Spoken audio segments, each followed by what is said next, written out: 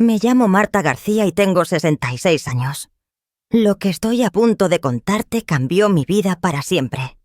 El funeral de mi esposo, Ernesto, fue el día más silencioso de mi existencia. Allí, junto a su tumba, recibí un mensaje de un número desconocido que me heló la sangre. Estoy vivo. El que está en el ataúd no soy yo. ¿Quién eres? Respondí, con las manos temblorosas. La respuesta me dejó sin aliento. No puedo decirlo. Están vigilando. No te fíes de nuestros hijos. Ese instante partió mi alma en dos. Mi mundo se derrumbó cuando vi a Carlos y Enrique, mis propios hijos, de pie junto al féretro con expresiones extrañamente serenas. Algo no encajaba. Sus lágrimas parecían forzadas, sus abrazos fríos como el hielo. Durante 42 años Ernesto había sido mi compañero, mi refugio, mi razón de ser. Lo conocí a los 24 años en el pequeño pueblo de Alquería Blanca. Crecimos en las mismas calles polvorientas, compartiendo sueños modestos. Yo limpiaba casas para mantener a mi madre enferma mientras Ernesto reparaba bicicletas en un pequeño taller que heredó de su padre. Éramos pobres, pero éramos felices. Teníamos algo que el dinero no podía comprar. Amor verdadero. Recuerdo la primera vez que me habló. Era un martes por la mañana. Yo caminaba hacia el mercado con mi vestido verde descolorido y mis zapatos gastados. Él salió de su taller con las manos manchadas de grasa y me sonrió con una timidez que me enamoró al instante. «Buenos días, Marta», dijo con voz suave. «¿Necesitas que le eche un vistazo a tu bici?» Yo no tenía bicicleta, pero me inventé una excusa solo para hablar con él. Esa conversación se convirtió en citas bajo el viejo roble de la plaza del pueblo, luego en promesas de amor eterno y finalmente en una boda sencilla llena de esperanza. Los primeros años fueron duros. Vivíamos en una casa de 2 habitaciones con techo de chapa. Cuando llovía poníamos ollas por toda la casa para recoger las goteras. Pero éramos felices. Ernesto trabajaba de sol a sol en su taller y yo cosía ropa para las mujeres del pueblo.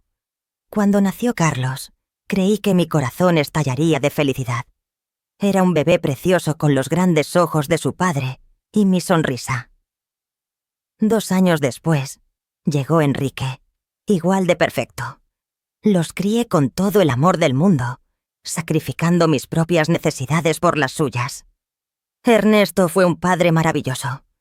Los domingos los llevaba a pescar al río, les enseñaba a arreglar cosas con sus manos y les contaba cuentos antes de dormir. Yo los alimentaba, los vestía y los consolaba cuando lloraban. Éramos una familia unida, o eso creía yo. A medida que crecían, las cosas empezaron a cambiar. Carlos, el mayor, siempre fue ambicioso.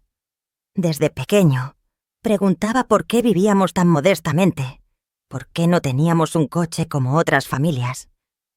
Enrique lo seguía en todo, como siempre había hecho. Cuando Carlos cumplió 18 años, Ernesto le ofreció un trabajo en el taller, pero él lo rechazó con desprecio. «No quiero mancharme las manos como tú, papá. Voy a ser alguien importante». Esas palabras hirieron profundamente a Ernesto, aunque nunca me lo dijo. Yo lo veía sentado en el porche por las noches, mirando las estrellas con una expresión de tristeza. Su hijo no solo había rechazado su trabajo, sino toda su forma de vida. Pasaron los años y, para mi sorpresa, Carlos logró hacerse un nombre en el mundo de los negocios. Consiguió un trabajo en una inmobiliaria en Madrid. Enrique lo siguió poco después. Ambos empezaron a ganar dinero, mucho más del que Ernesto y yo habíamos visto jamás. Al principio estaba muy orgullosa. Mis hijos habían conseguido lo que nosotros nunca pudimos: escapar de la pobreza y construir una vida mejor. Pero poco a poco, esa alegría se convirtió en tristeza. Las visitas se hicieron menos frecuentes y las llamadas telefónicas más cortas. Cuando venían, llegaban en coches caros, vestidos con trajes elegantes, hablando de inversiones y propiedades. Nos miraban con una extraña mezcla de lástima y vergüenza. «Mamá», me dijo Carlos durante una de sus esporádicas visitas, «tú y papá deberíais mudaros a un sitio mejor. Esta casa se está cayendo a pedazos». Tenía razón. Pero esa casa guardaba todos nuestros recuerdos. Era donde habíamos criado a nuestros hijos, donde habíamos compartido miles de comidas, donde habíamos envejecido juntos. No era lujosa, pero era nuestro hogar. Ernesto, siempre sabio, me decía: «Marta, el dinero ha cambiado a nuestros chicos. Ya no somos suficiente para ellos». Me resistí a creerlo. Seguí justificando sus ausencias, sus breves llamadas, sus promesas rotas. «Están ocupados construyendo sus vidas», me decía a mí misma. «Algún día volverán a ser los chicos cariñosos que criamos». Pero en mi corazón sabía que Ernesto tenía razón. Habíamos perdido a nuestros hijos mucho antes de que yo perdiera a mi marido. Simplemente no sabía hasta qué punto nos habíamos convertido en extraños para ellos. El cambio más drástico llegó cuando Carlos se casó con Jazmín, una mujer de la ciudad que nunca ocultó su desdén por nuestro estilo de vida sencillo. La primera vez que la trajo a casa, llegó con unos tacones que se hundían en la tierra de nuestro porche y un elegante vestido rojo que parecía más caro que todo lo que yo había poseído en mi vida. «Encantada de conocerla», dijo con una sonrisa forzada, apenas extendiendo las puntas de sus dedos para saludarme. Sus ojos recorrieron nuestro humilde hogar con una expresión que no pude descifrar, pero que me hizo sentir pequeña. Durante la cena, Jazmín apenas tocó la comida que yo había preparado con tanto amor. Removía el pastel de carne en su plato y cortaba trocitos minúsculos de pollo, pero casi no comió nada. Carlos parecía nervioso, disculpándose constantemente por cosas de las que nunca se había avergonzado. «La próxima vez los llevaremos a un restaurante», le susurró a Jazmín, pensando que no podía oírlo. Pero lo oí. Cada palabra me atravesó el corazón como un puñal. Enrique, por su parte, permaneció soltero, pero adoptó la misma actitud distante que su hermano. Sus visitas se limitaban a ocasiones especiales, e incluso entonces, siempre parecía tener prisa por irse. Estaba constantemente con el móvil, cerrando tratos, incluso durante nuestras conversaciones. «Mamá, tengo que irme», decía siempre antes de tiempo. «Tengo una reunión importante mañana temprano». Los domingos en familia se convirtieron en un recuerdo lejano. Las navidades se volvieron frías y formales. Mis hijos traían regalos caros que no necesitábamos. Se quedaban 2 o 3 horas y luego se iban con evidente alivio. Ernesto y yo envejecimos solos, consolándonos mutuamente. Él siguió trabajando en su taller, aunque sus manos ya no tenían la misma fuerza. Yo continué con mis costuras, pero mi vista ya no era la misma. Nos las arreglábamos con nuestros pequeños ingresos, orgullosos de no pedir nada a nuestros exitosos hijos. ¿Sabes qué es lo más triste, Marta?, me dijo Ernesto una noche mientras tomábamos café en el porche. No es que tengan dinero, es que el dinero les ha hecho creer que ya no somos importantes. Tenía razón, como siempre. Mis hijos no solo habían cambiado económicamente, habían cambiado en su corazón. Ya no éramos sus queridos padres. Éramos un incómodo recordatorio de un pasado que querían olvidar. Las cosas empeoraron cuando Carlos compró una casa de 200.000 euros en un barrio exclusivo de la ciudad. Enrique hizo lo mismo poco después, invirtiendo en un piso de lujo que costó 150.000 euros. De repente, nuestros hijos eran dueños de fortunas que ni siquiera podíamos imaginar. «Deberíais vender esta casa e iros a una residencia de ancianos», sugirió Jazmín durante una de sus raras visitas.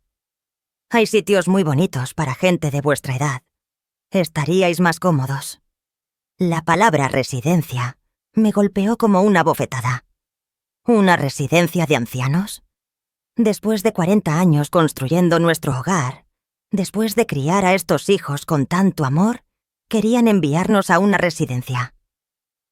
No necesitamos una residencia, respondió Ernesto con la dignidad que siempre lo caracterizó. Estamos bien aquí, en nuestra casa.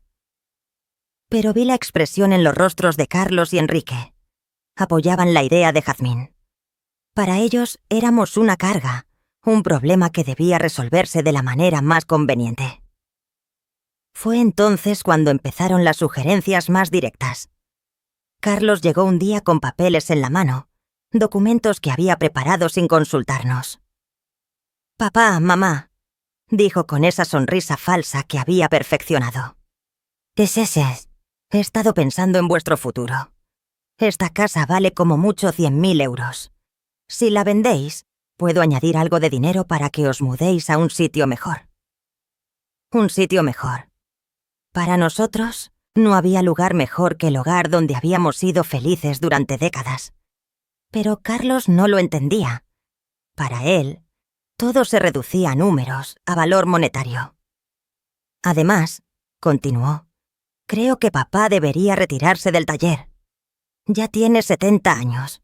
Es hora de descansar. Ernesto lo miró con una tristeza infinita. Hijo, para mí trabajar no es una carga. Es lo que me mantiene vivo, lo que da sentido a mis días. Pero podrías hacerte daño, insistió Enrique, apoyando a su hermano, como siempre hacía. A tu edad, un accidente sería muy peligroso. Sus palabras sonaban afectuosas, pero percibí algo más detrás de ellas. Una impaciencia, una urgencia que no lograba comprender del todo. Los meses siguientes fueron tensos. Mis hijos aumentaron la presión para que vendiéramos la casa. Trajeron a agentes inmobiliarios sin avisarnos, la tasaron sin nuestro permiso, e incluso empezaron a hablar de lo que sería mejor para todos. Mirad, nos dijo Carlos durante una cena particularmente incómoda. Jazmín y yo hemos decidido tener hijos pronto. Necesitaremos ayuda con los gastos. Si vendéis la casa y os mudáis a un sitio más pequeño, ese dinero podría ser una herencia anticipada. ¿Una herencia anticipada? Nos estaba pidiendo nuestra herencia mientras aún estábamos vivos. La audacia de la petición me dejó sin palabras. Ernesto se mantuvo tranquilo, pero vi cómo se tensaba su mandíbula. Hijo, cuando tu madre y yo muramos, todo lo que tenemos será vuestro. Pero mientras estemos vivos, nuestras decisiones son nuestras. No seáis tercos, interrumpió Enrique con una dureza que nunca le había visto. Ya sois viejos. No podéis seguir viviendo en el pasado. Esa noche, después de que se fueran, Ernesto y yo nos quedamos hablando hasta el amanecer. Por primera vez en nuestro matrimonio, discutimos la posibilidad de que nuestros hijos no fueran las personas que creíamos haber criado. Algo va mal, Marta, me dijo mi marido con una mirada de preocupación que nunca había visto en sus ojos. Esto no es solo ambición o impaciencia. Hay algo más oscuro detrás de toda esta presión. No tenía idea de cuán profundamente acertadas eran sus palabras. No podía imaginar que mis propios hijos estuvieran planeando algo que cambiaría nuestras vidas para siempre. No sabía que la tragedia que se avecinaba no sería un accidente del destino, sino una conspiración cuidadosamente orquestada por las dos personas en las que más confiaba en el mundo. La última conversación normal que tuve con Carlos fue 3 semanas antes de la muerte de Ernesto. Vino solo, sin Jazmín, y parecía más serio de lo habitual. «Mamá», dijo, sentándose en la mesa de la cocina donde tantas veces había desayunado de niño. «Quiero que sepas que, pase lo que pase, Enrique y yo siempre cuidaremos de ti». Sus palabras me tranquilizaron en ese momento, pero ahora, recordándolas junto a la tumba de Ernesto, me provocan un escalofrío. ¿Por qué dijo pase lo que pase? ¿Qué sabía él que yo no sabía? El accidente que lo cambió todo ocurrió un martes por la mañana. Ernesto había salido temprano hacia el taller, como había hecho cada día durante más de 40 años. Yo estaba en la cocina preparando su almuerzo favorito, pastel de carne con puré de patatas, cuando el teléfono sonó con una urgencia que me heló la sangre. ¿Señora García?, preguntó una voz que no conocía. Llamo del Hospital General. Su marido ha sufrido un grave accidente. Necesita venir de inmediato. Las palabras se desdibujaron en mi mente como tinta en el agua. El mundo se detuvo. Mis piernas se convirtieron en gelatina y tuve que agarrarme al marco de la puerta para no caer. ¿Qué ha pasado? ¿Está bien? ¿Está vivo? Señora, por favor, venga lo antes posible. El viaje al hospital fue una pesadilla borrosa. Mi vecina, Lola, tuvo que llevarme porque temblaba tanto que no podía ni sostener las llaves.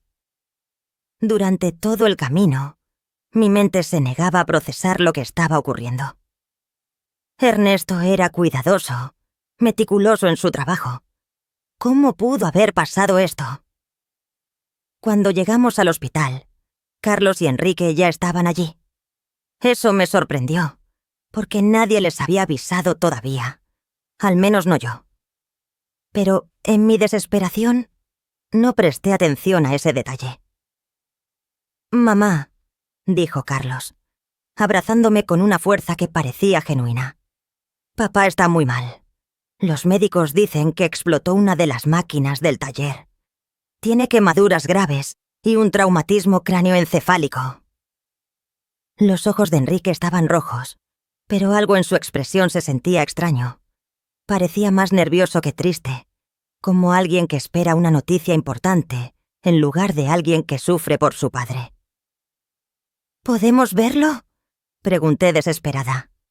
«Solo familiares directos, de uno en uno, y por 5 minutos como máximo», explicó la enfermera.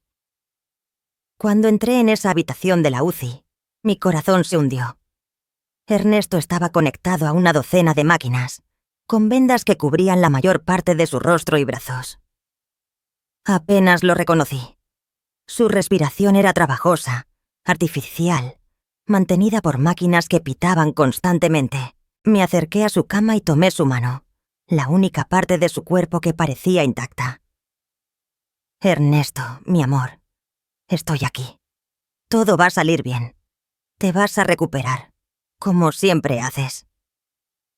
Por un instante, sentí un ligero apretón en mi mano. Sus ojos se movieron detrás de sus párpados cerrados. Estaba luchando.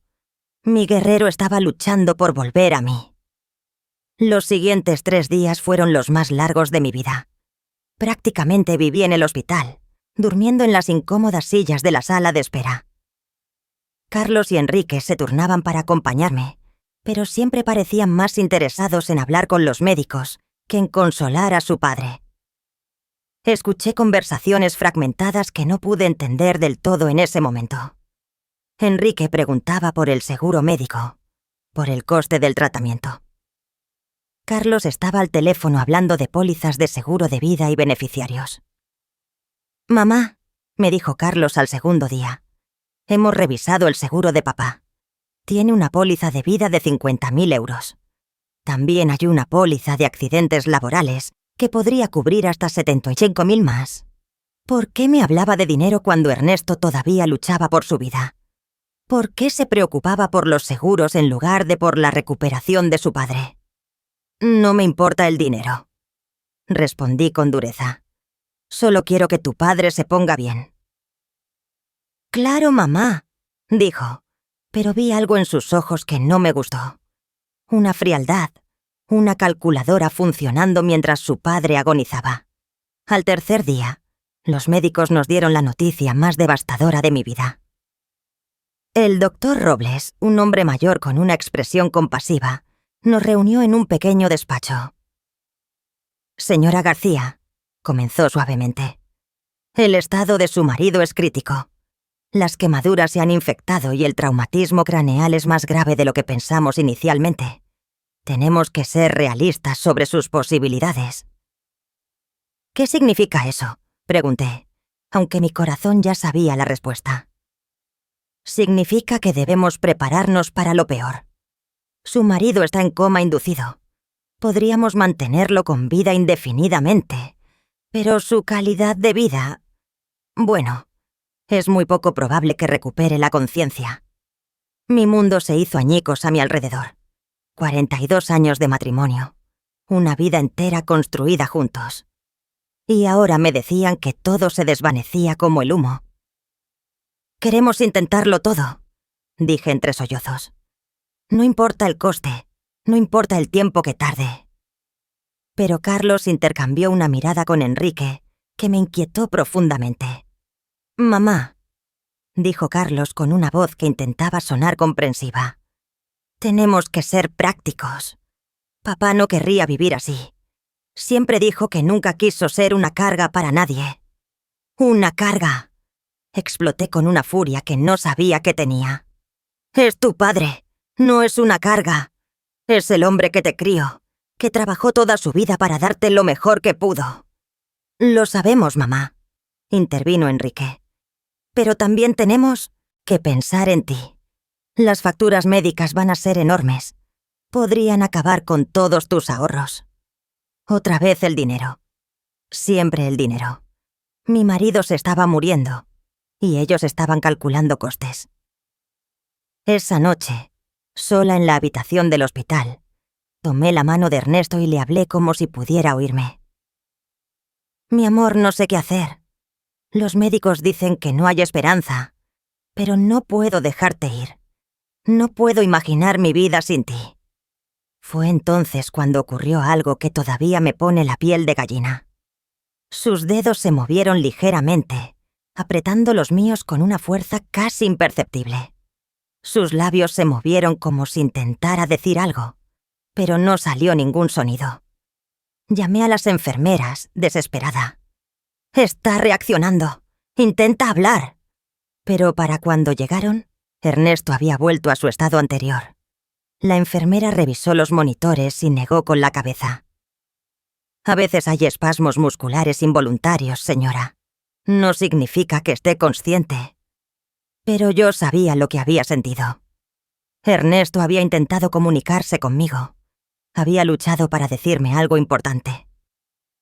2 días después, en la madrugada del viernes, las alarmas de las máquinas se dispararon. Las luces parpadearon. Las enfermeras corrieron a la habitación de Ernesto. Yo dormitaba en el pasillo cuando el ruido me despertó. «¡No, no, no!», grité, corriendo hacia la habitación. Los médicos trabajaron durante 40 minutos intentando reanimarlo, pero fue inútil. A las 4:37 de la mañana, Ernesto fue declarado oficialmente muerto. El dolor que sentí en ese momento fue físico, como si me hubieran arrancado el corazón del pecho. Me derrumbé junto a su cama, abrazando su cuerpo aún tibio, negándome a aceptar que se había ido para siempre. Carlos y Enrique llegaron al hospital 1 hora después de la muerte de su padre. Parecían preparados, como si hubieran estado esperando la llamada. Trajeron papeles, documentos y números de teléfono de funerarias. «Ya hemos hablado con la funeraria Alquería», me dijo Carlos mientras yo seguía llorando desconsoladamente. «Pueden recoger el cuerpo esta misma mañana». «También contactamos con el seguro», añadió Enrique. «El proceso de reclamación ya está en marcha». ¿Cómo podían ser tan eficientes, tan organizados, tan fríos solo 1 hora después de perder a su padre? Algo no estaba bien. Pero mi dolor era tan intenso que no podía pensar con claridad. El funeral se programó para el lunes siguiente. Carlos se encargó de todos los preparativos sin consultarme realmente.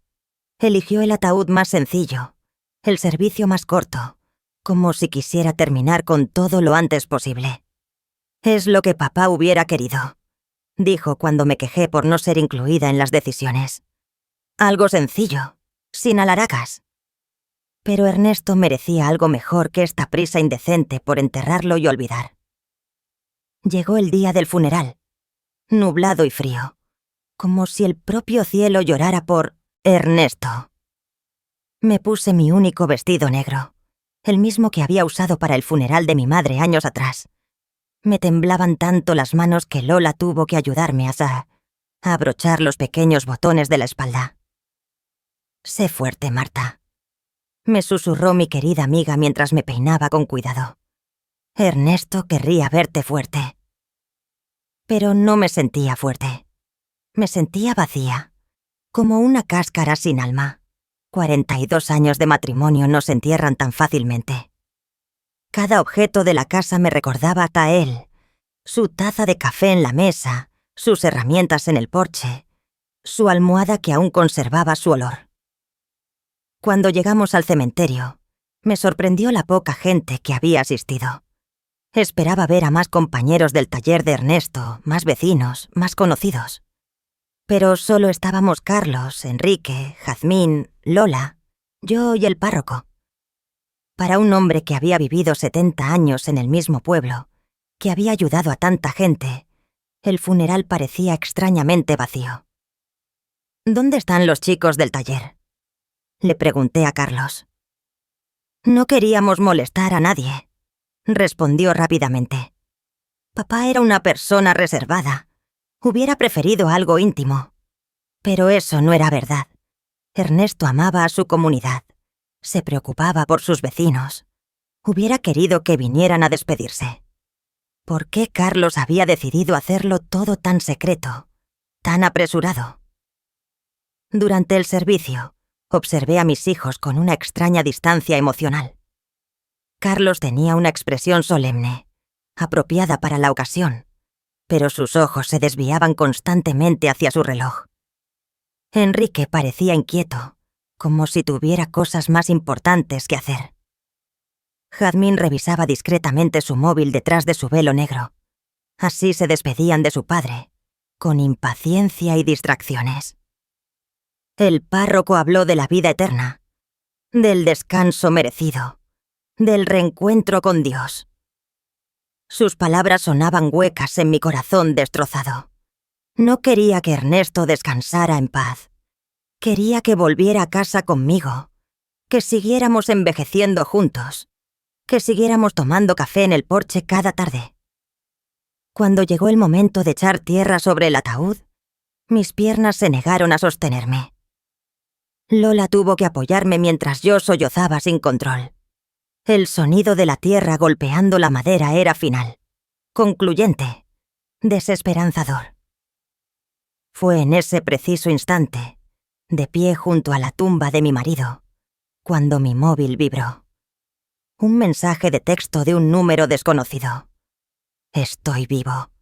El que está en el ataúd no soy yo». Mi corazón se detuvo.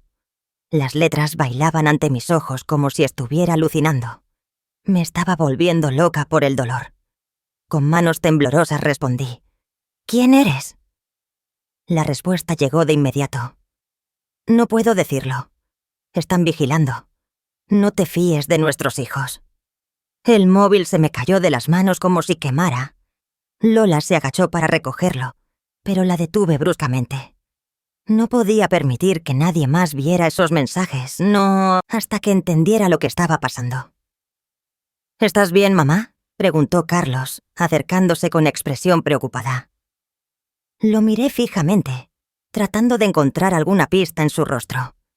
Sus ojos parecían sinceros, pero ahora, cada gesto, cada palabra, cada expresión, me resultaba sospechosa. «Estoy bien», mentí, guardando el móvil en mi bolso. «Solo necesito ir a casa». En el camino de vuelta, no podía quitarme esos mensajes de la cabeza. ¿Era posible que alguien estuviera gastando una broma cruel en el peor momento de mi vida? ¿O realmente existía la posibilidad de que Ernesto estuviera vivo? Pero si estaba vivo, ¿a quién habíamos enterrado? Y si no estaba vivo, ¿quién sabía suficientes detalles de nuestras vidas para escribir algo tan específico sobre nuestros hijos? Esa noche, sola en mi casa, que ahora parecía una tumba, repasé cada detalle de los últimos días. El accidente de Ernesto había sido extraño desde el principio. Según Carlos, una máquina había explotado en el taller. Pero Ernesto conocía cada tornillo y cada cable de ese lugar. Era meticuloso con el mantenimiento, obsesivo con la seguridad. Además, ¿cómo habían llegado mis hijos tan rápido al hospital si nadie les había avisado? El hospital me había llamado a mí primero. Yo era el contacto de emergencia. ¿Cómo sabían del accidente antes que yo? Y luego estaba el dinero. Desde el primer día, Carlos y Enrique habían hablado de pólizas de seguro y beneficiarios, como si hubieran estado esperando este momento, preparándose para él. Decidí revisar los papeles de Ernesto. En su viejo escritorio de madera, guardaba todos sus documentos importantes en una caja de metal. Pólizas de seguro, la escritura de la casa, documentos del taller, todo estaba allí. Encontré la póliza de vida de 50.000 euros que Carlos había mencionado, pero había algo que no recordaba. La póliza se había actualizado solo 6 meses antes, aumentando la cobertura de 5.000 a 50.000 euros. ¿Por qué Ernesto había aumentado su seguro de vida? Nunca me había mencionado ese cambio, y lo que es más importante, ¿quién le había sugerido hacerlo? Seguí buscando y encontré algo aún más inquietante. Una póliza de accidentes laborales que yo no conocía, contratada solo 2 meses antes de su muerte. 75.000 euros, en caso de muerte accidental en el trabajo. 5.000 euros, en total. Una fortuna para una familia como la nuestra, pero también una fortuna lo suficientemente tentadora para alguien sin escrúpulos. Mi móvil vibró de nuevo. Otro mensaje del mismo número desconocido. Revisa la cuenta del banco. Mira quién acá ha estado moviendo dinero. Esta vez, no dudé. Esta persona, quienquiera que fuera, sabía demasiado para ser un bromista. Sabía de los seguros, sabía de mis hijos, sabía detalles que solo alguien muy cercano a nosotros podía conocer.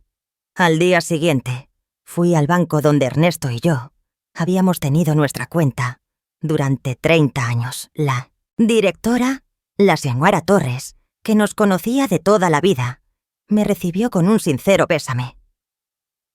Marta, cuánto siento lo de Ernesto. Era un buen hombre. Gracias, señora Torres. Vengo a revisar nuestras cuentas. Necesito entender nuestra situación financiera. Me mostró los extractos bancarios de los últimos 6 meses. Lo que vi me dejó helada.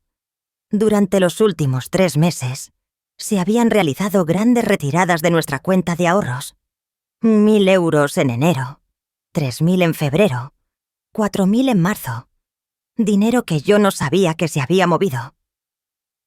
¿Quién autorizó estas retiradas?, pregunté, con la voz temblorosa.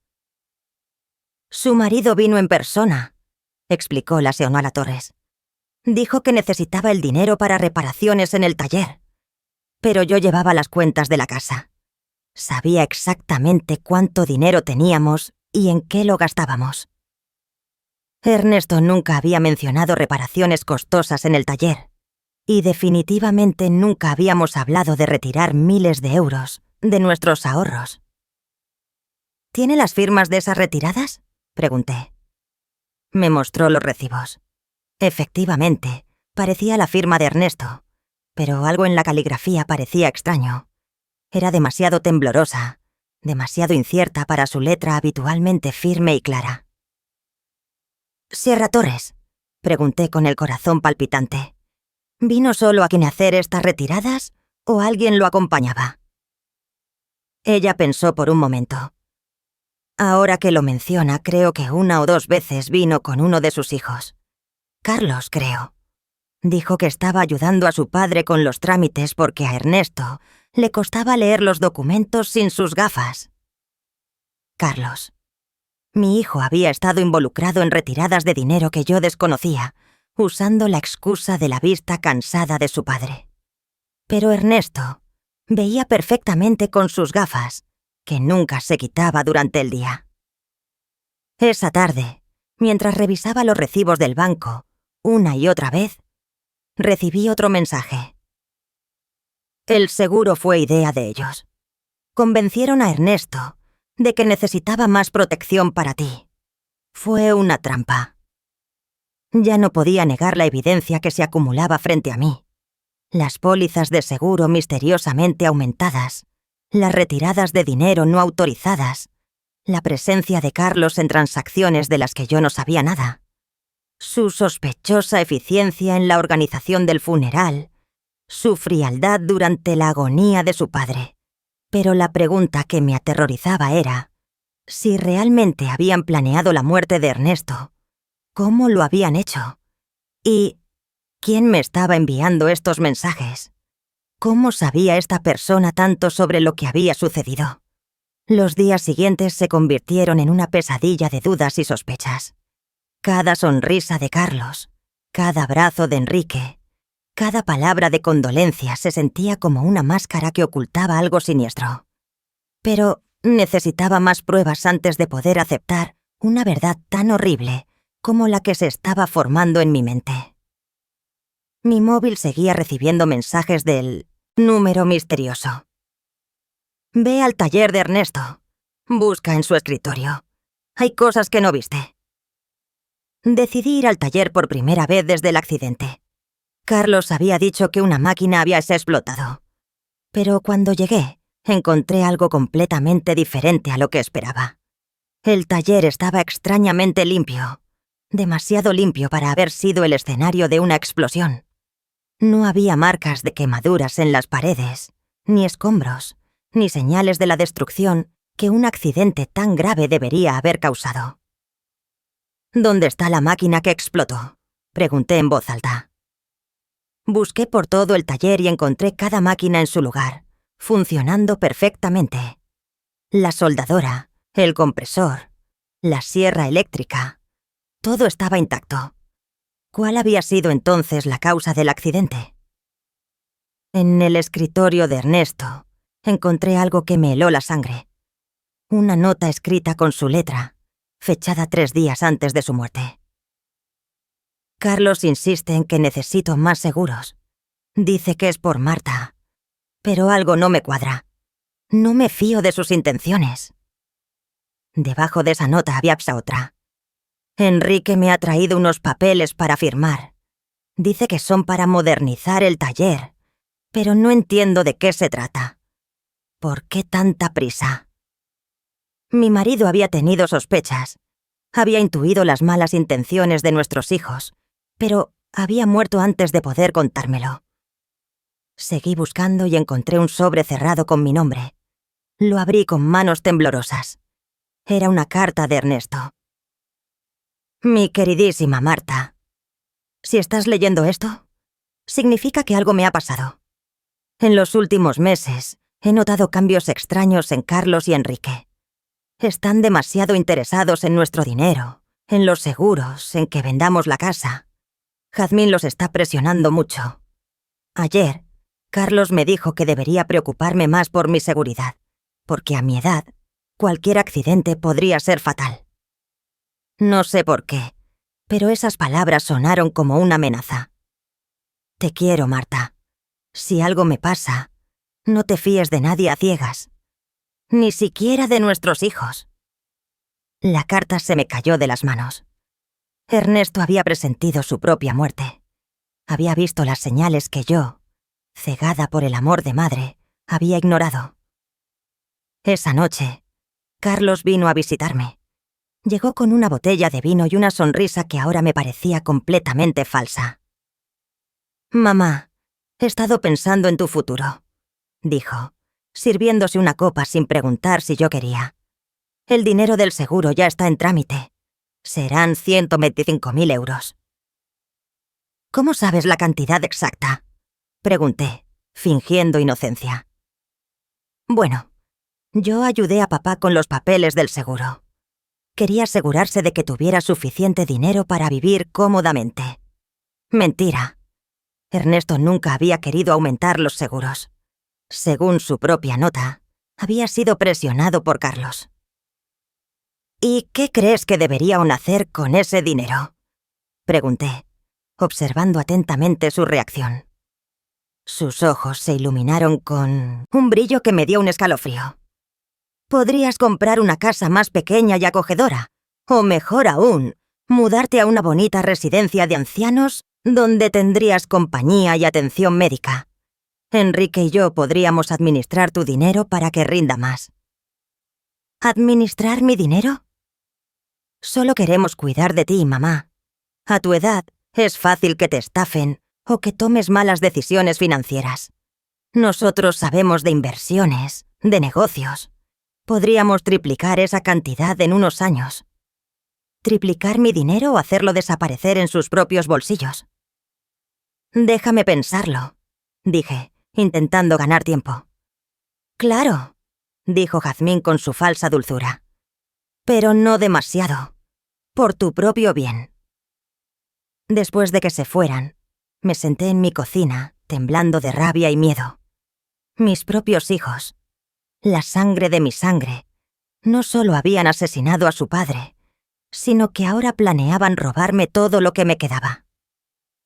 Esa noche, mi móvil vibró con un mensaje más largo que los demás. Mañana, ve a la comisaría. Pide el informe del accidente de Ernesto. Hay contradicciones que necesitas saber. Al día siguiente, fui a la comisaría del pueblo. El sargento López, que conocía a Ernesto, desde hacía años me saludó amablemente. ¿El informe del accidente de su marido? Preguntó con expresión confusa. ¿Qué accidente, señora García? El de su taller, cuando explotó la máquina. El sargento revisó sus archivos y negó con la cabeza. Aquí no tenemos ningún informe de una explosión en el taller de Ernesto. De hecho, no tenemos ningún informe de un accidente laboral que involucre a su marido. Sentí que el mundo se tambaleaba bajo mis pies. Pero mi hijo dijo que fue un accidente en el taller, que por eso estaba en el hospital. Señora García, su marido llegó al hospital el martes por la mañana, pero no por un accidente laboral. Según el informe médico que tengo aquí, llegó inconsciente con síntomas de envenenamiento. ¿Envenenamiento? Los médicos encontraron restos de metanol en su sangre. Una cantidad suficiente para causar ceguera, daño cerebral y, finalmente, la muerte. El hospital debería haberle informado de este envenenamiento. No había sido una explosión. No había sido un accidente laboral. Alguien había envenenado deliberadamente a mi marido. ¿Por qué nadie me dijo esto?, pregunté, con la voz rota. La familia directa que firmó los papeles del hospital solicitó que la información se mantuviera confidencial para evitar especulaciones innecesarias. Dijeron que usted estaba demasiado frágil emocionalmente para manejar los detalles técnicos. La familia directa. Carlos y Enrique habían ocultado la verdadera causa del estado de Ernesto. Inventaron la historia de la explosión y manipularon a todos, incluyéndome a mí, para encubrir un asesinato. Señora García, continuó el sargento, si usted sospecha de las circunstancias de la muerte de su marido, podríamos abrir una investigación formal. Yo tenía más que sospechas. Tenía la certeza de que mis propios hijos habían asesinado a su padre por dinero. Esa tarde, Enrique llegó a casa con un ramo de flores y la misma sonrisa falsa que Carlos. ¿Cómo estás, mamá? Pareces cansada. Estoy bien, mentí, observando cada uno de sus gestos desde una nueva perspectiva. Solo estoy pensando en el futuro. Eso es bueno. Carlos y yo hemos estado hablando. Creemos que deberías vender la casa pronto, mientras el mercado inmobiliario está activo. ¿Por qué tanta prisa? Bueno, las casas viejas pierden valor rápidamente y necesitas liquidez. Gastos del funeral, facturas médicas pendientes, más mentiras. El funeral había sido barato, casi insultante. Y no había facturas médicas pendientes porque el seguro del hospital las había cubierto. Enrique, dije, mirándolo directamente a los ojos. Tú sabías que tu padre no murió por un accidente laboral. Por una fracción de segundo, vi pánico en su expresión. pero se recuperó rápidamente. ¿De qué hablas, mamá? Fui a la comisaría. No hay ningún informe de una explosión en el taller de tu padre. Esta vez, el pánico fue más evidente. Mamá, no deberías estar haciendo esas cosas. Te van a confundir. El duelo te está afectando. ¿El duelo me está afectando o me habéis estado mintiendo? Se levantó bruscamente, derramando el café que le había servido. Creo que necesitas descansar. Hablaremos cuando estés más tranquila. Se fue rápidamente, no sin antes hacer una llamada desde el porche. Aunque no pude oír las palabras, el tono era urgente, preocupado. Esa noche, recibí el mensaje más revelador hasta el momento. Mañana vendrán juntos. Intentarán convencerte de que estás loca, de que el duelo te hace imaginar cosas. No les creas. Y no aceptes nada de lo que te ofrezcan para comer o beber. La predicción del misterioso mensajero se cumplió exactamente como había advertido. Al día siguiente, Carlos y Enrique llegaron juntos a mi casa, acompañados por Jazmín. Traían expresiones de preocupación exagerada y una bolsa de pasteles de la panadería del centro. «Mamá, estamos muy preocupados por ti», comenzó Carlos con una voz melosa. «Los vecinos nos han dicho que has estado actuando de forma extraña. Lola dice que has estado hablando sola, que no comes bien». Lola nunca había dicho eso. Era solo otra mentira en su creciente colección. «Jazmín te ha traído tus pasteles favoritos», añadió Enrique, señalando la bolsa. «Y hemos hecho un café especial de esa marca que tanto te gusta». Recordé las palabras del mensaje. No aceptes nada de lo que te ofrezcan para comer o beber. Era posible que estuvieran planeando envenenarme a mí también, igual que a Ernesto. «Gracias, pero ya he desayunado», dije, manteniendo la distancia. «Pero mamá», insistió Jazmín con una sonrisa que no llegaba a sus ojos. «Necesitas comer bien. Has perdido mucho peso desde que Ernesto murió». «Estoy bien», repetí con firmeza. Carlos intercambió una mirada significativa con Enrique. Era la misma mirada que habían compartido en el hospital, cuando el médico nos dio el pronóstico de Ernesto. «Mamá», dijo Carlos, sentándose más cerca de mí. «Queremos hablar contigo de algo importante. Enrique y yo hemos estado consultando con algunos médicos sobre tu comportamiento reciente». «¿Mi comportamiento?» «Sí. Las preguntas extrañas que has estado haciendo, las visitas a la comisaría, esa obsesión por detalles irrelevantes sobre papá. Es normal después de una pérdida tan grande, pero puede ser peligroso si no se trata». Enrique asintió gravemente. «Hablamos con el doctor Alarcón. Dice que es común que las personas mayores desarrollen paranoia después de perder a su pareja, especialmente las mujeres de tu edad». ¿Paranoia? Me estaban acusando de estar loca por descubrir sus mentiras. «No estoy paranoica», dije con toda la firmeza que pude reunir. «Solo estoy haciendo preguntas que debería haber hecho desde el principio». «¿Qué preguntas?», me desafió Carlos.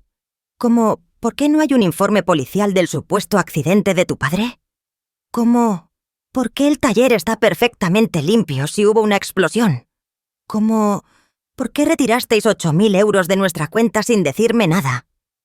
El silencio que siguió fue ensordecedor. Los tres intercambiaron miradas de pánico apenas disimulado. «Mamá», dijo finalmente Enrique, «esas cosas tienen explicaciones sencillas. Papá retiró ese dinero para unas reparaciones que quería hacer en secreto, como una sorpresa para ti». «¿Qué sorpresa?» «Quería remodelar la casa», mintió Carlos. «Había contratado a unos obreros para arreglar el tejado y pintar las paredes. Quería que fuera una sorpresa para tu cumpleaños». Si eso fuera cierto, ¿dónde estaban los obreros? ¿Dónde estaban los materiales? ¿Por qué nadie en el pueblo sabía de esta supuesta remodelación? «Y sobre el informe policial», continuó Carlos. «No todos los accidentes laborales requieren un informe, especialmente cuando ocurren en una propiedad privada. Más mentiras. El sargento López había sido muy claro. Cualquier accidente laboral con heridos graves requiere un informe oficial. Mamá, intervino Jazmín con una voz dulce pero condescendiente. Solo queremos cuidar de ti. Por eso pensamos que sería mejor que te mudaras a un lugar con atención médica especializada. Una residencia, corrigió Carlos. Un centro de cuidados especializados para personas que están pasando por un duelo complicado. Tienen psicólogos, enfermeras, actividades para mantenerte ocupada. Y mientras tanto, añadió Enrique, nosotros podemos encargarnos de vender la casa, administrar el dinero del seguro, todas esas cosas complicadas que no deberías tener que manejar en tu estado actual. Ahí estaba, el plan completo. Declararme mentalmente incompetente, meterme en una residencia, y tomar el control de todo mi dinero. Primero habían asesinado a Ernesto por el dinero del seguro. Y ahora querían robármelo a mí también. ¿Y si me niego? Les pregunté. ¿Por qué te negarías? Preguntó Carlos con una sonrisa que me heló la sangre. Solo queremos lo mejor para ti. Porque esta es mi casa. Aquí es donde construí mi vida con Ernesto. Aquí es donde os crié a vosotros. Mamá, dijo Enrique con un suspiro exagerado. No puedes vivir en el pasado para siempre. Papá se ha ido. Tienes que aceptarlo y seguir adelante. Lo he aceptado. Pero eso no significa que vaya a regalar mi vida y mi dinero. La máscara de preocupación comenzó a resquebrajarse en los rostros de mis hijos. Carlos se levantó bruscamente. Está bien. Si no atiendes a razones, tendremos que tomar medidas más drásticas. ¿Qué significa eso? Significa que podemos iniciar un proceso legal para declararte incapacitada mentalmente. Tenemos testigos de tu comportamiento errático. Tenemos testimonios de médicos que confirman que sufres de paranoia senil. ¿Médicos? ¿Qué médicos? Yo no había hablado con ningún médico sobre mi estado mental. El doctor Alarcón ya ha firmado un informe preliminar, añadió Enrique. Dice que basándose en nuestras descripciones de tu comportamiento, es probable que necesites atención especializada. Un médico que nunca me había examinado había firmado un informe sobre mi estado mental basándose solo en lo que mis hijos le habían contado. ¿Cuánto les había costado comprar esa falsa evaluación? Así que, puedes cooperar voluntariamente, continuó Carlos, o podemos hacerlo por la vía legal. Pero de cualquier manera, vas a recibir la ayuda que necesitas. Era una amenaza directa. Si no entregaba mi dinero voluntariamente, usarían el sistema legal para robármelo. Necesito tiempo para pensarlo, les dije, intentando ganar tiempo. Claro, dijo Jazmín con su falsa dulzura. Pero no demasiado tiempo, por tu propio bien. Después de que se fueran, me senté en mi cocina, temblando de rabia y miedo. Mis propios hijos, la sangre de mi sangre, no solo habían asesinado a su padre, sino que ahora planeaban robarme todo lo que me quedaba. Esa noche, mi móvil vibró con un mensaje más largo que los demás. Marta, soy Esteban Gallardo, investigador privado. Ernesto me contrató 3 semanas antes de morir, porque sospechaba de Carlos y Enrique. Lo envenenaron con metanol mezclado en el café del desayuno. Tengo pruebas de audio de sus conversaciones, planeándolo todo. Mañana a las 3 de la tarde, ve al café de la esquina. Siéntate en la mesa del fondo. Estaré allí. Por fin, sabría quién me había estado enviando esos mensajes, y lo más importante, tendría la prueba que necesitaba para hacer justicia por la muerte de mi marido. Pero también sabía que no tenía mucho tiempo. Carlos y Enrique habían mostrado sus cartas. Si no actuaba rápido, acabaría encerrada en una residencia, mientras ellos se gastaban el dinero que le había costado la vida a Ernesto. La guerra había comenzado, y aunque yo era una mujer de 66 años, contra 2 hombres despiadados, tenía algo que ellos no tenían: la verdad. Y la verdad, tarde o temprano, siempre encuentra la manera de salir a la luz. Esa noche, por primera vez desde la muerte de Ernesto, sonreí. Porque sabía que mi marido no había muerto en vano. Su cautela, su instinto, su decisión de contratar a un investigador privado me iba a permitir hacer justicia. Carlos y Enrique habían subestimado gravemente a su madre. Estaban a punto de descubrir que una mujer que lucha por la memoria de su marido asesinado es una fuerza más poderosa que toda su codicia junta. El día siguiente llegó, cargado de nerviosismo y expectación. Me vestí con esmero eligiendo mi vestido morado más serio, el que usaba para las ocasiones importantes. Si iba para encontrarme con el hombre que podía darme las respuestas que necesitaba, quería estar preparada para cualquier revelación. A las 2:30 de la tarde, caminé hacia el café de la esquina con paso decidido pero cauteloso. Cada sombra me parecía sospechosa. Cada persona en la calle podría ser un espía enviado por mis hijos. La paranoia de la que me habían acusado empezaba a sentirse justificada. El café estaba moderadamente lleno. Fui directamente a la mesa del fondo, como se me había indicado. Pedí una manzanilla y esperé, con las manos temblando ligeramente sobre la gastada mesa de madera.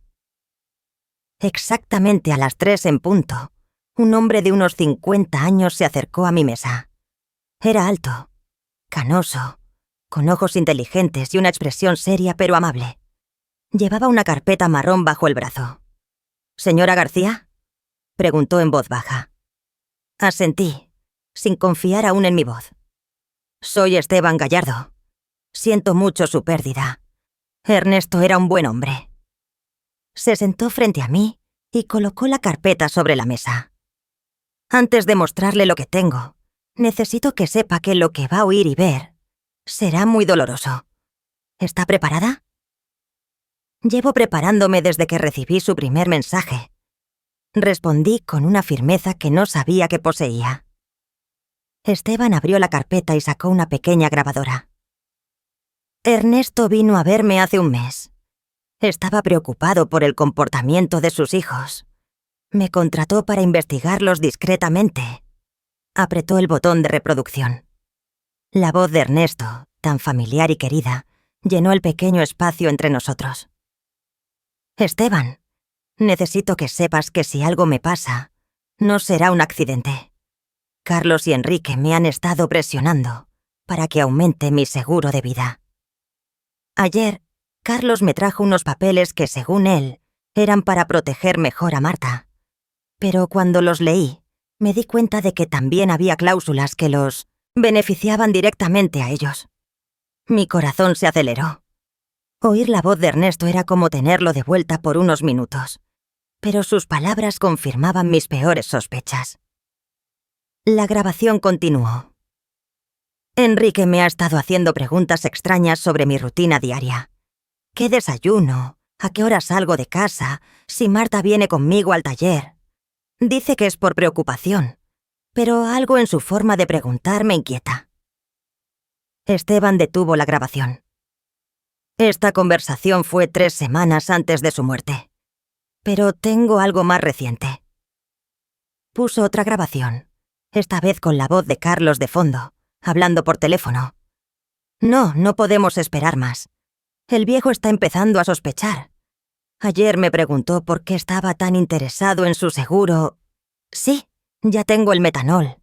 Funciona perfectamente porque los síntomas parecen un infarto o un derrame cerebral. No, mamá no será un problema. Después de que papá muera estará tan destrozada que podremos hacer lo que queramos con ella. Las lágrimas comenzaron a rodar por mis mejillas. Era la voz de mi hijo, mi propio hijo, planeando fríamente el asesinato de su padre. «Hay más», dijo Esteban en voz baja. «Esta grabación es del día antes de la muerte de Ernesto». Una nueva grabación comenzó. Esta vez era Enrique hablando con alguien. «Todo está listo. Mañana, Carlos va a poner el metanol en el café de papá. Le hemos dicho que es un suplemento vitamínico especial que le recomendó un médico.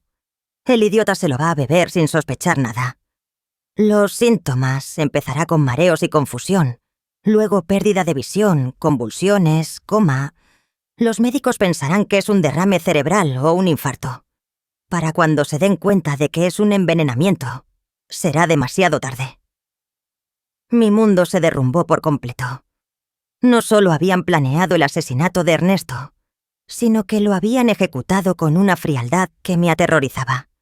¿Cómo era posible que mis hijos, los bebés a los que había amamantado, los niños a los que había consolado en sus pesadillas, fueran capaces de algo tan monstruoso?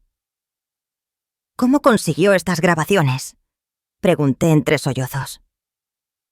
Ernesto me había pedido que pusiera dispositivos de escucha en vuestra casa, explicó Esteban. Tenía miedo, pero no sabía exactamente de qué. Los colocamos en el teléfono de casa y en algunos otros puntos estratégicos. Sacó una serie de fotografías de la carpeta. También tengo esto. Carlos comprando metanol en una ferretería a 30 kilómetros del pueblo.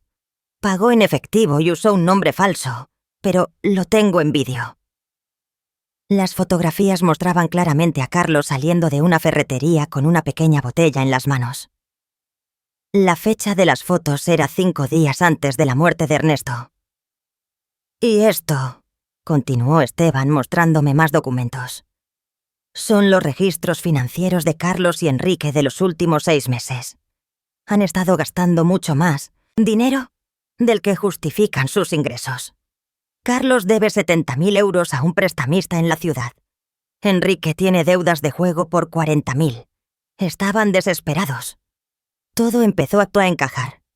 No era solo la codicia lo que había motivado el asesinato de Ernesto. Era la desesperación financiera.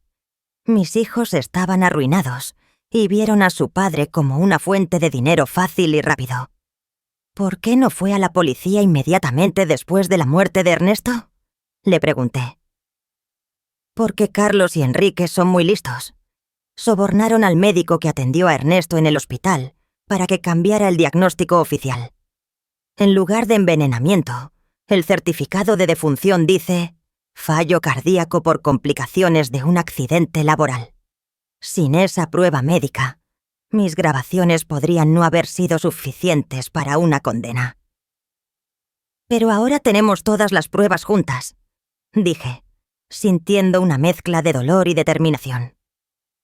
Exacto. Y hay una cosa más que necesitas saber. La sangre se me heló. ¿Qué? Sus hijos planeaban matarla a usted también. Esteban puso una última grabación, esta vez con las voces de Carlos y Enrique juntas. Una vez que tengamos el dinero del seguro de papá, tenemos que deshacernos de mamá también, decía Carlos. No podemos arriesgarnos a que sospeche o a que alguien más le meta ideas en la cabeza. ¿Cómo?, preguntaba Enrique. Igual que con papá. Pero esta vez podemos hacer que parezca un suicidio por depresión. Una viuda que no puede vivir sin su marido. Nadie lo cuestionaría. Y con el dinero, somos sus únicos herederos. Todo sería nuestro. La casa, los ahorros, el dinero de los seguros. Casi 200.000 euros en total. La grabación se detuvo. Yo temblaba sin control. Mis hijos no solo habían asesinado a su padre, sino que planeaban asesinarme a mí también. Todo por dinero. Señora García, dijo Esteban con delicadeza, sé que esto es devastador, pero tenemos pruebas suficientes para hacerles pagar por lo que hicieron. ¿Qué hacemos ahora?, pregunté, secándome las lágrimas. Primero, tenemos que ir a la policía con todas estas pruebas. El sargento López es un hombre honesto, no está involucrado en la corrupción. Segundo, tenemos que actuar rápido. Sus hijos planean declararla incapacitada mentalmente mañana mismo. Si lo consiguen, será mucho más difícil proceder legalmente. ¿Mañana? Sí. He interceptado una conversación telefónica esta mañana. Se reunirán con el juez a las 10 de la mañana para iniciar el proceso de incapacitación mental. Me levanté de la mesa con una determinación que no había sentido en semanas. «Entonces tenemos que actuar esta noche». «Exacto», confirmó Esteban. «Pero antes, hay una última cosa que quiero mostrarle». Sacó una última fotografía de la carpeta. En ella, Ernesto salía de una clínica médica que no reconocí. 3 días antes de morir, su marido fue a hacerse un chequeo médico completo a una clínica en la ciudad. Los resultados demuestran que estaba perfectamente sano. No había signos de enfermedad cardíaca. Su presión arterial era normal. Todo estaba perfecto. Esto demuestra definitivamente que su muerte fue causada por envenenamiento y no por problemas de salud naturales. Esa era la prueba final que necesitábamos.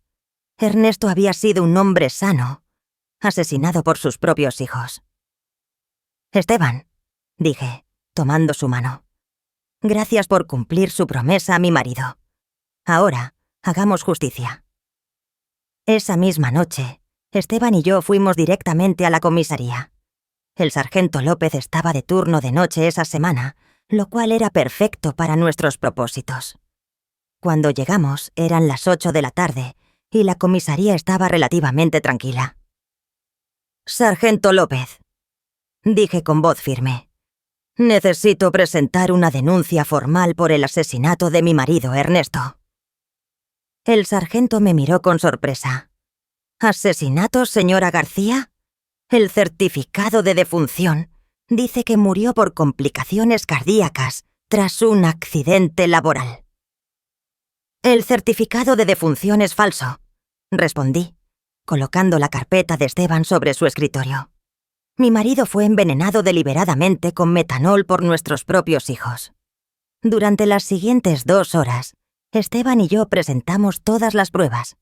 Las grabaciones de audio, las fotografías de Carlos comprando metanol, los documentos bancarios que demostraban las retiradas no autorizadas, los resultados médicos de Ernesto, que probaban su perfecta salud, y finalmente, las conversaciones grabadas donde mis hijos confesaban tanto el asesinato de su padre como sus planes para matarme a mí.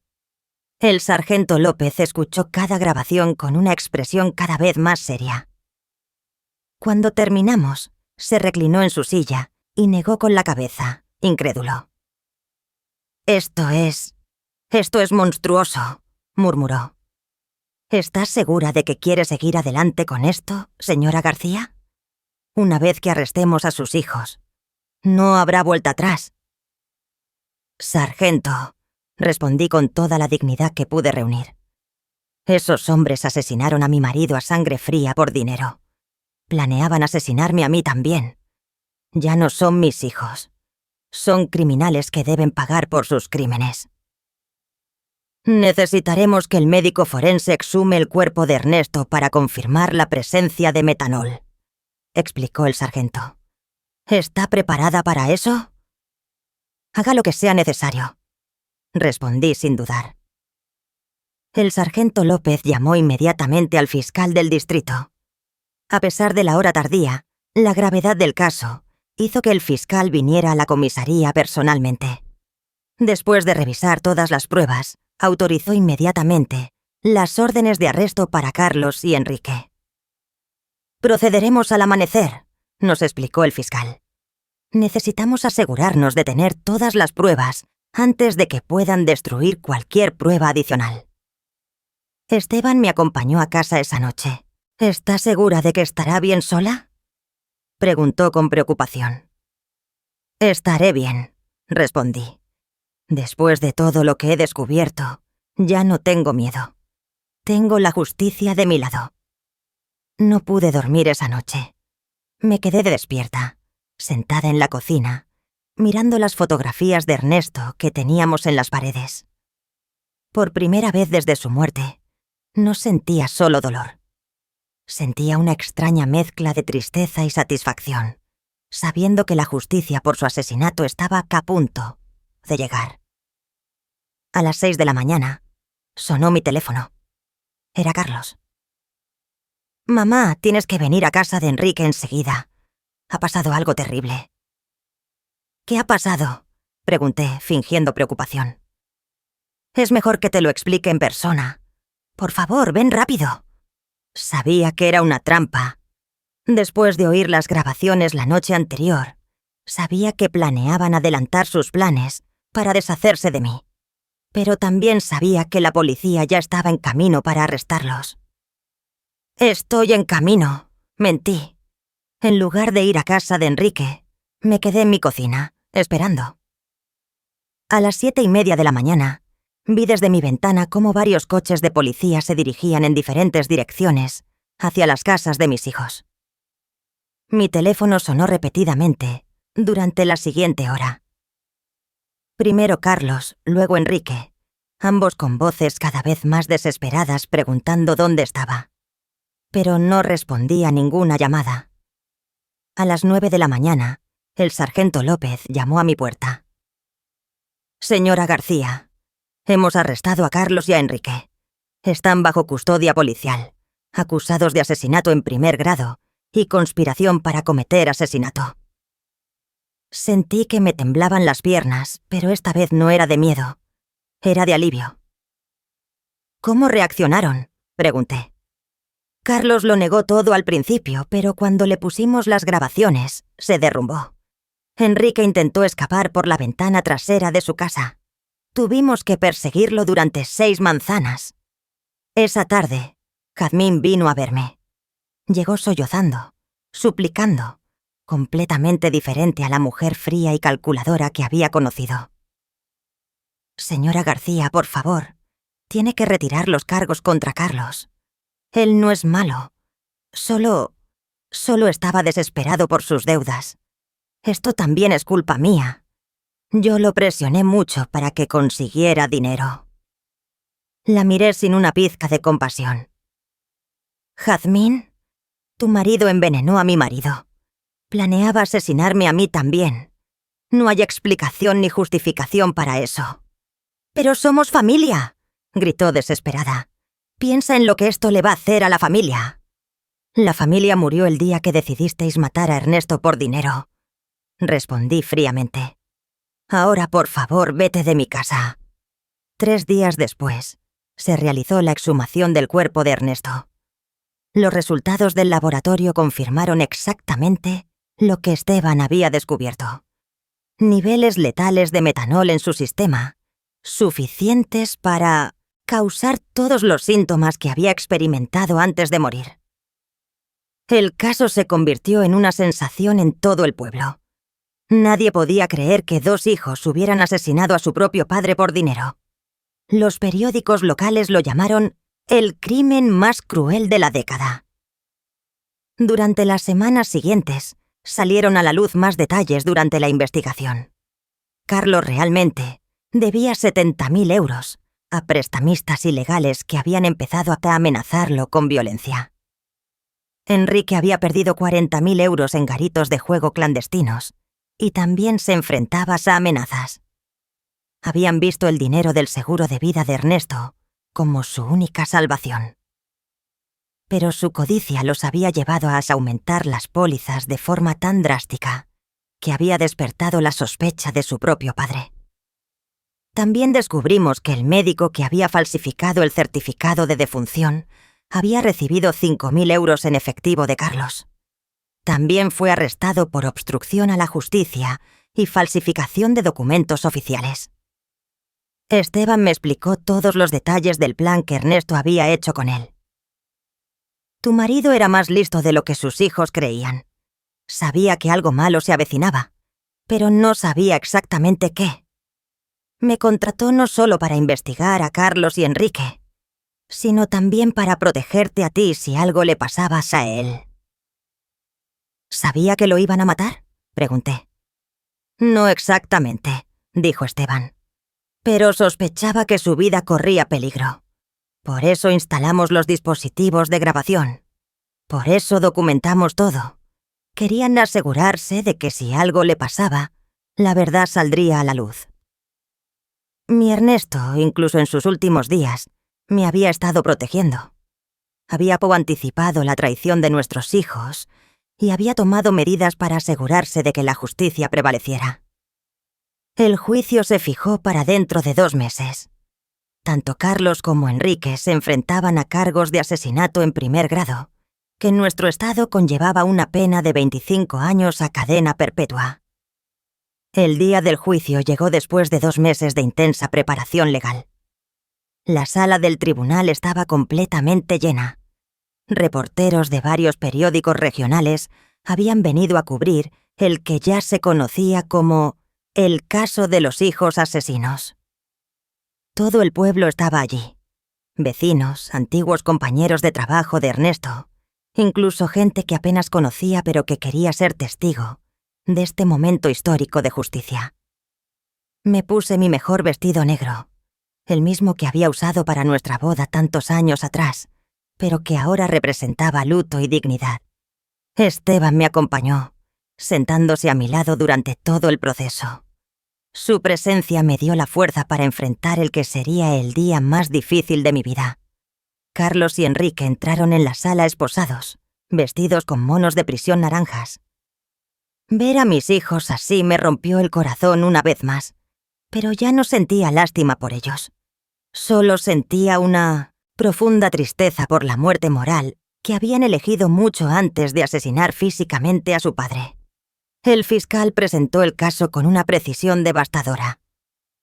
Una por una las grabaciones se reprodujeron para el tribunal. El silencio era absoluto cada vez que se oían las voces de Carlos y Enrique, planeando fríamente el asesinato de Ernesto. Cuando el fiscal reprodujo la grabación donde planeaban matarme a mí también, varias personas en el público jadearon de horror. Una anciana se levantó y salió de la sala llorando. No podía culparla. Era difícil procesar tanta crueldad. «Señoras y señores del jurado», dijo el fiscal durante su alegato inicial. «Este no es un caso ordinario de codicia familiar. Este es un caso de premeditación fría y calculada, donde 2 hombres decidieron asesinar al padre, que los había criado con amor y sacrificio, simplemente porque necesitaban dinero para pagar sus deudas de juego y sus préstamos irresponsables. Los abogados de Carlos y Enrique intentaron presentar una defensa basada en circunstancias desesperadas e influencias externas, pero las pruebas eran abrumadoras. Las grabaciones no mentían. Los documentos bancarios no mentían. Las pruebas forenses del metanol en el cuerpo de Ernesto no mentían. Cuando fue mi turno de testificar, caminé hacia el estrado con las piernas temblorosas pero la mente clara. Había estado esperando este momento durante meses. «Señora García», me preguntó el fiscal, «¿puede decirnos cómo era su relación con sus hijos antes del asesinato de su marido?» «Creía que tenía una buena relación con ellos», respondí, mirando directamente a Carlos y Enrique. «Los crié con amor, sacrifiqué todo por su bienestar. Su padre trabajó de sol a sol para darles lo mejor que podíamos. Nunca imaginé que ese amor y ese sacrificio se convertirían en la razón de su asesinato». «¿En algún momento sospechó que pudieran hacerle daño a su marido?» «No. Esa es la parte más dolorosa de todo esto. Confié en ellos completamente. Cuando me dijeron que Ernesto tuvo un accidente en su taller, les creí. Cuando organizaron el funeral tan rápido, pensé que estaban siendo eficientes en su dolor. Nunca imaginé que estaban encubriendo un asesinato». Carlos bajó la cabeza durante mi testimonio. Enrique me miró desafiante, pero vi lágrimas en sus ojos. Demasiado tarde para lágrimas. Demasiado tarde para el arrepentimiento. El momento más dramático del juicio llegó cuando el fiscal decidió reproducir la grabación completa de la conversación donde planeaban mi propio asesinato. La voz de Carlos llenó la sala. «Una vez que tengamos el dinero del seguro de papá, tenemos que deshacernos de mamá también. No podemos arriesgarnos a que sospeche». Un murmullo de horror recorrió al público. Varias personas se giraron para mirarme con expresiones de incredulidad y compasión. «¿Cómo se sintió cuando escuchó esta grabación por primera vez?», me preguntó el fiscal. «Me di cuenta de que había perdido a mis 2 hijos mucho antes de perder a mi marido», respondí, con la voz quebrada pero firme. Los bebés a los que amamanté, los niños a los que consolé en sus pesadillas, habían muerto y habían sido reemplazados por 2 extraños capaces de cualquier crueldad por dinero.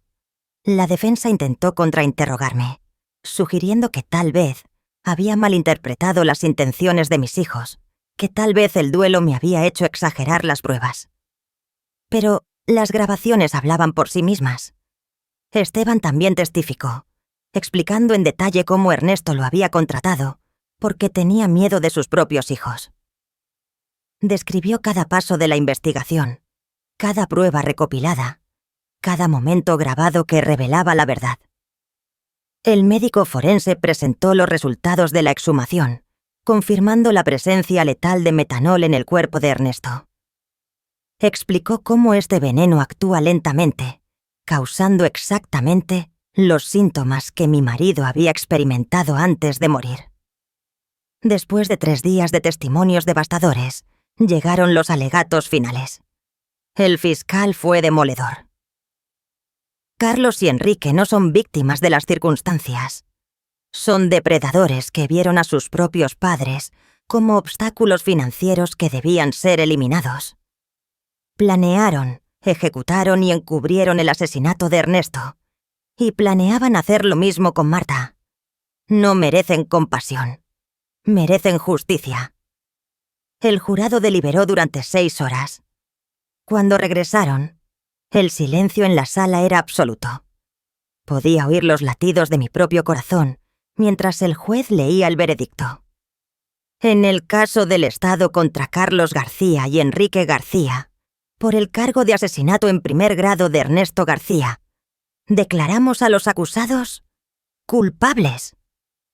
La sala estalló en murmullos y exclamaciones. Carlos se desplomó en su silla, comprendiendo finalmente la magnitud de lo que había hecho. Enrique permaneció rígido, mirando al frente sin expresión. Por el cargo de conspiración para cometer asesinato contra Marta García, declaramos a los acusados culpables. El juez procedió inmediatamente a la sentencia. Carlos García y Enrique García, por el asesinato premeditado de vuestro padre y la conspiración para asesinar a vuestra madre, os condeno a cadena perpetua sin posibilidad de libertad condicional durante 30 años.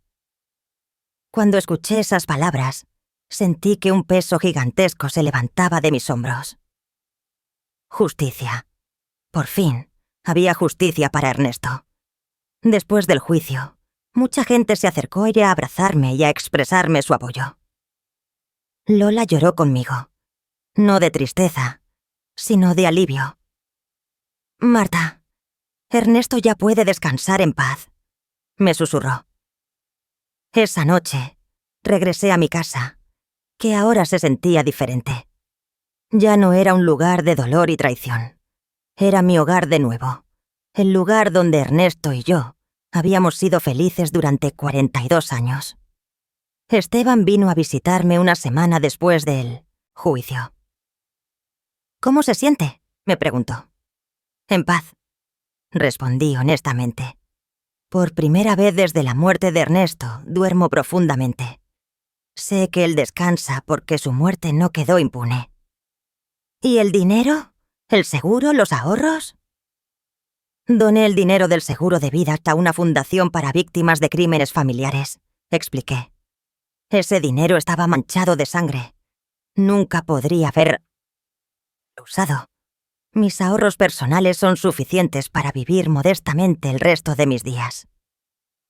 6 meses después del juicio, recibí una carta del correo de la prisión. Era de Carlos.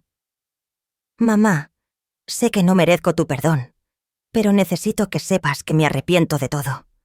El dinero, las deudas, la desesperación, nos cegaron. Perdimos toda humanidad. Enrique y yo destruimos la familia más amorosa del mundo por 125.000 euros que ni siquiera llegamos a disfrutar. Mañana me suicidaré en mi celda. No puedo vivir con lo que hicimos. Cuídate, mamá. Dile a papá que sentimos haber sido tan malos hijos. No llegué a tiempo para evitar su suicidio.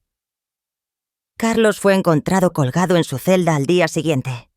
Enrique, al enterarse de la muerte de su hermano, sufrió un colapso nervioso completo y fue trasladado al hospital psiquiátrico de la prisión. Hoy, 2 años después del juicio, vivo en paz en mi pequeña casa. He convertido el taller de Ernesto en un jardín donde cultivo flores para llevar a su tumba cada domingo.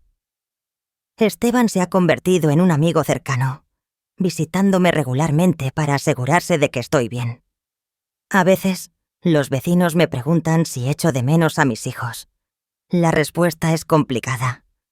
Echo de menos a los niños que fueron, pero esos niños murieron mucho antes que Ernesto. Los hombres en los que se convirtieron no eran mis hijos. Eran extraños que compartían mi sangre, pero no mi corazón.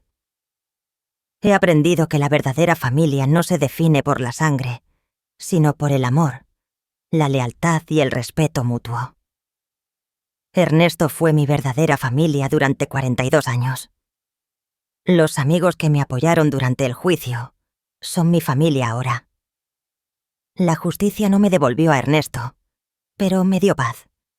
Y en las noches tranquilas, cuando me siento en el porche donde tantas veces tomamos café juntos, juro que puedo sentir su presencia, orgulloso de mí por haber sido lo suficientemente fuerte para hacer lo correcto, incluso cuando significó perder a mis hijos para siempre.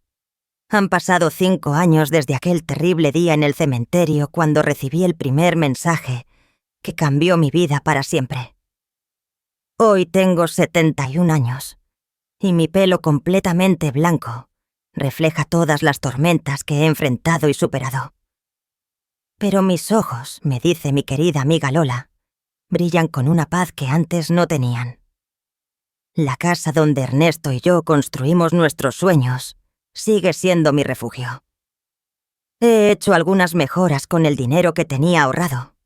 Pinté las paredes de un amarillo suave, el color favorito de Ernesto, y convertí su antiguo taller en el jardín más bonito del vecindario.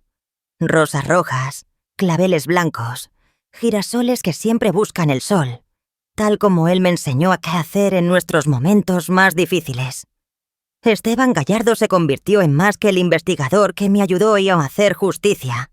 Se convirtió en mi familia elegida. Viene a visitarme cada miércoles por la tarde y tomamos café en el porche mientras me cuenta historias de sus otros casos.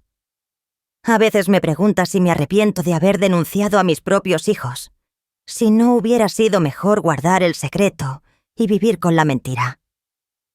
Nunca, le respondo siempre. La verdad duele, pero la mentira mata el alma. La fundación que establecí con el dinero del seguro de vida se ha convertido en algo más grande de lo que jamás imaginé. La Fundación Ernesto García para Víctimas de Crímenes Familiares ayuda ahora a docenas de familias cada año que han pasado por tragedias similares a la mía. Tenemos psicólogos, abogados e investigadores privados, todos trabajando para que ninguna otra familia tenga que sufrir en silencio lo que yo sufrí. Hace 6 meses, una mujer de 40 años vino a verme. Se llamaba Elena y sospechaba que su hermano había asesinado a su madre por la herencia. Su historia era dolorosamente similar a la mía. Parientes codiciosos, presión para vender propiedades, comportamiento extraño después de la muerte. La fundación le proporcionó un investigador privado, asesoramiento legal gratuito y apoyo psicológico durante todo el proceso. Cuando su hermano fue condenado por asesinato 3 meses después, Elena vino a paseo a abrazarme llorando. «Señora García, usted me salvó la vida. Si no hubiera tenido el valor de denunciar a sus propios hijos, yo nunca habría tenido el valor de denunciar al mío. Esos son los momentos que me recuerdan por qué valió la pena todo el dolor que pasé.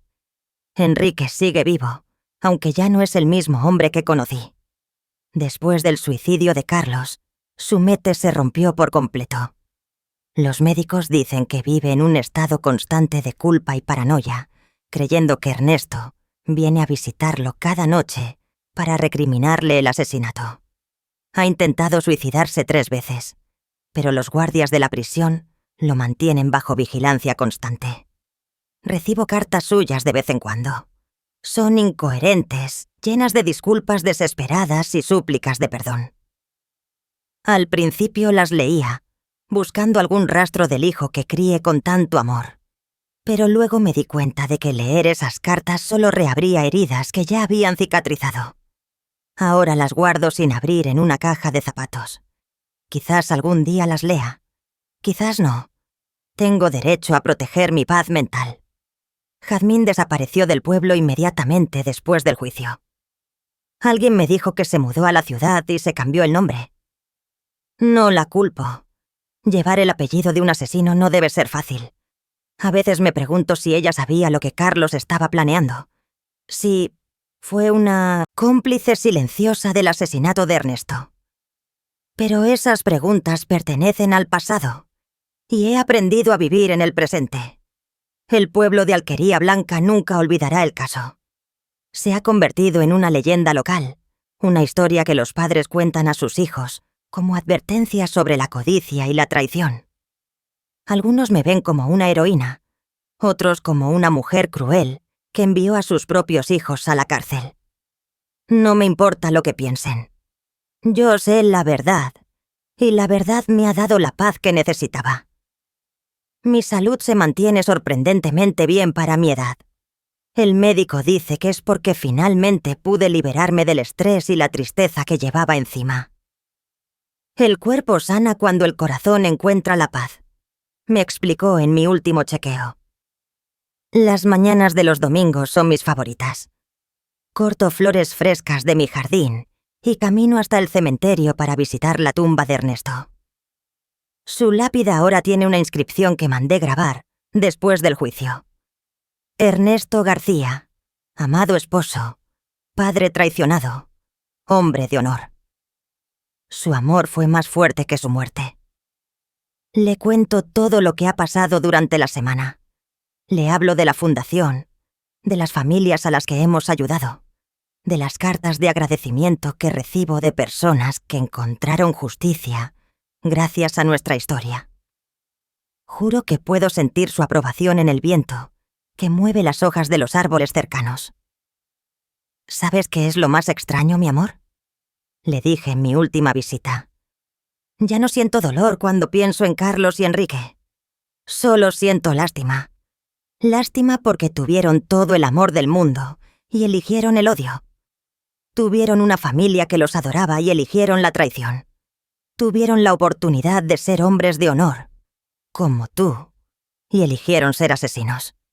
La semana pasada una reportera de la ciudad vino a entrevistarme para un documental sobre crímenes familiares. Me preguntó si había algo que quisiera decir a otras personas que pudieran estar pasando por situaciones similares. La familia no es una excusa para el crimen, respondí. El amor no es ciego. El amor con límites es amor verdadero. Si alguien que dice quererte es capaz de hacerte daño por dinero o conveniencia, esa persona no te quiere de verdad. Y nunca, nunca es demasiado tarde para buscar justicia, sin importar quién sea el culpable. Este año, en el 5º aniversario de la muerte de Ernesto, organicé una ceremonia especial en su memoria. Vinieron más de 200 personas, vecinos, miembros de la fundación, familias a las que hemos ayudado, autoridades locales. Fue hermoso ver cómo su muerte, que comenzó como una tragedia, se había convertido en una fuerza para el bien en tantas vidas. Esteban dio un discurso emotivo. Ernesto García murió por la codicia de sus hijos, pero su legado vive en cada familia que encuentra justicia gracias al coraje de su esposa. El mal intentó destruir su historia, pero el bien la convirtió en esperanza para otros. Por las noches, antes de dormir, a veces saco las viejas fotografías de cuando Carlos y Enrique eran niños. Los veo jugando en el patio, abrazando a su padre, riendo conmigo en Navidades pasadas. Me permito llorar por esos niños inocentes que una vez existieron, antes de que la codicia los corrompiera por completo. Pero ya no lloro por los hombres en los que se convirtieron. Esos hombres eligieron su destino. Mi historia terminó siendo más grande que mi tragedia personal. Se ha convertido en un símbolo de que la justicia es posible, incluso cuando proviene de las fuentes más inesperadas. Una viuda de 66 años demostró que la verdad es más poderosa que la mentira, que el amor verdadero es más fuerte que la traición y que nunca es demasiado tarde para hacer lo correcto. Mañana es miércoles y Esteban vendrá a tomar café, como siempre. Le prepararé su pastel favorito y le contaré las cartas de agradecimiento que llegaron esta semana. Después, trabajaremos juntos en el jardín, plantando nuevas flores para la primavera. La vida sigue, más sencilla, pero más auténtica que antes. He aprendido que la verdadera familia no se trata de sangre compartida, sino de valores compartidos, de respeto mutuo y de un amor que nunca se convierte en daño. Ernesto, donde quiera que estés, espero que sepas que cumplí la promesa que te hice junto a tu tumba aquel día terrible. Encontré la verdad, busqué justicia y convertí nuestro dolor en esperanza para otros. Tu muerte no fue en vano, mi amor. ¿Te ha gustado mi historia? ¿Y desde qué ciudad me estás escuchando? Encontrémonos en los comentarios. Si te gusta la historia, puedes apoyarme enviando un súper gracias para que pueda seguir trayendo más historias como esta. Muchas gracias por tu dulce apoyo. Espero con ansias tus comentarios sobre la historia. En la pantalla puedes ver 2 nuevas historias de vida que te recomiendo encarecidamente. Hay mucho más en mi canal. No olvides suscribirte. Nos vemos en la próxima historia de vida.